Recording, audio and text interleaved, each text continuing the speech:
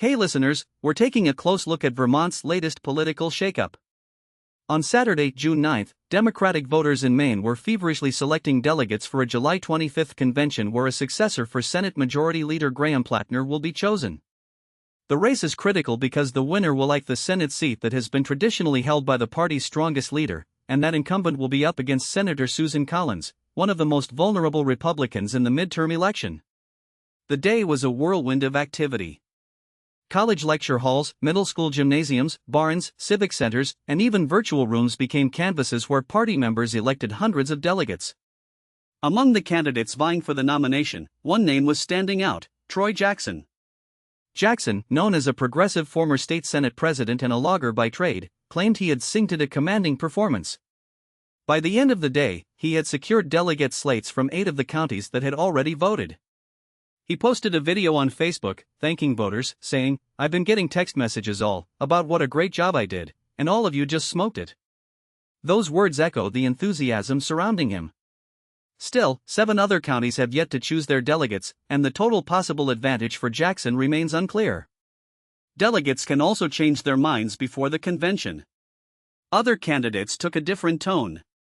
Jordan Wood, who entered the Senate race after losing a competitive House primary, called the results shocking, as did Dr. Nirav Shah, who had finished second in last month's Democratic primary for governor.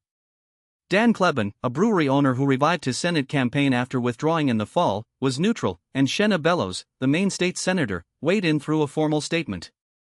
What's happening is more than small-town democracy. It's a showcase of the political operations built over the 10 days since Mr. Platner announced his withdrawal.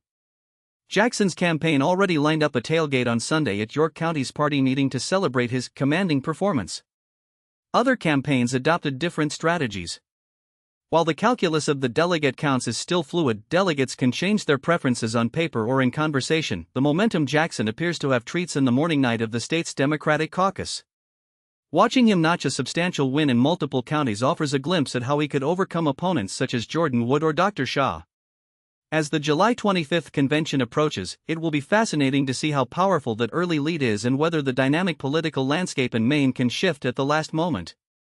Trump, that the chosen candidate, will contest Susan Collins, who has outstayed her rivals in this party-leaning state for years. It's the kind of national attention that can slowly turn a midterm into something unexpected.